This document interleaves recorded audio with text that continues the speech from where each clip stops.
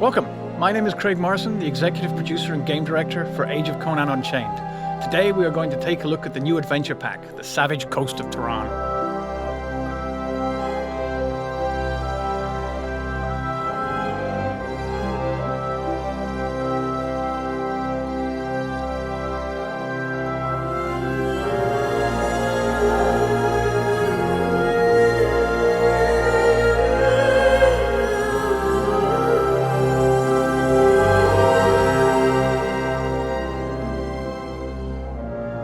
This new adventure pack for Age of Conan will find players exploring the city of Ardashir and its surrounds as they embark on an epic adventure full of political intrigue, backstabbing, ancient evils, scheming priests, pirates, generals, and other disreputable types that call the Turanian coast of the Viliat Sea their home.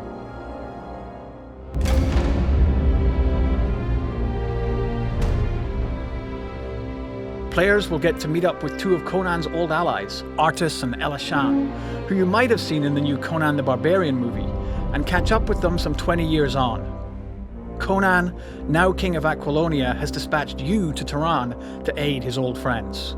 The adventure pack features a massive new outdoor playfield that encompasses the city of Ardashir and the surrounding coastline. It also contains 2 new solo instances, a new team instance, and new raid encounters. We really wanted to try and address the old development challenge of something for everyone with this pack by providing one strong example of each playstyle preference for people to enjoy.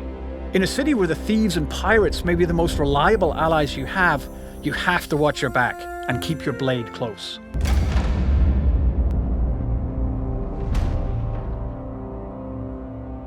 Dead Man's Hand is a huge dynamic instance that scales to your level for players between levels 50 and 80. Players are sent to the island by Conan's old ally, Artus, and ties into part of the greater storyline that players will discover in and around the city of Ardashir. In this case, Artus wants the player's assistance in rooting out a potential traitor within his own ranks. No one ever said that pirates are the trustworthy types. The pirates have made their home on the island despite the presence of indigenous savages who live in the swamps in the center of the island.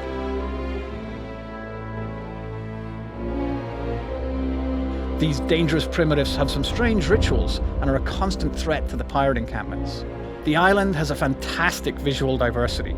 Despite the almost tropical location, the skies are blackened by the almost constant ash cloud that belches out from the volcano on the island. This also means that there are thermal springs that create dangerously hot geysers in the arid rock valley that sits beyond the main pirate encampment. You could almost think of this location as being the proverbial brooding, moody, darker older brother of the starter zone in Tortage.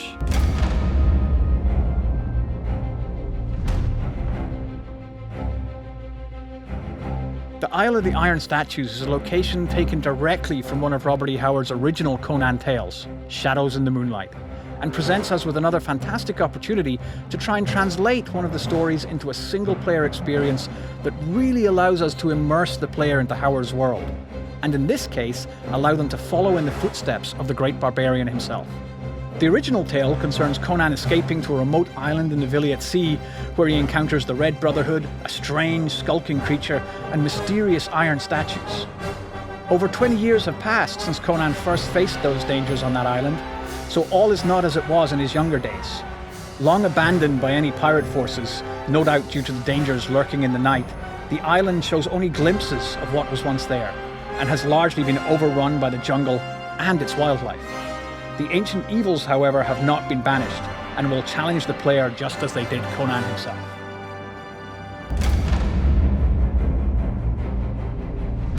Fort Ardashir is clearly visible when you first visit the city, and dominates the right side of the bay that leads out into the Viliat Sea beyond.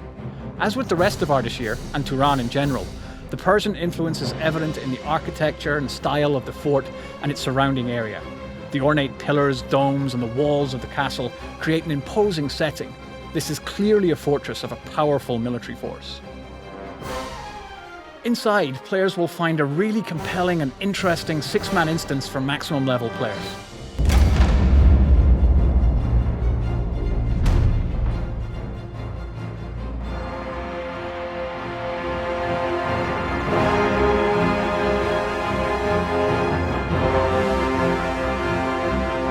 This new raid instance offers 3 fantastic new raid boss fights for those who have completed Tier 3 and want to bridge the jump to Tier 4 raiding. Players will have heard about the mysterious priests of Erlik while adventuring in and around Ardashir, and might have heard the hints of something sinister going on within the halls of the magnificent Temple of Erlik.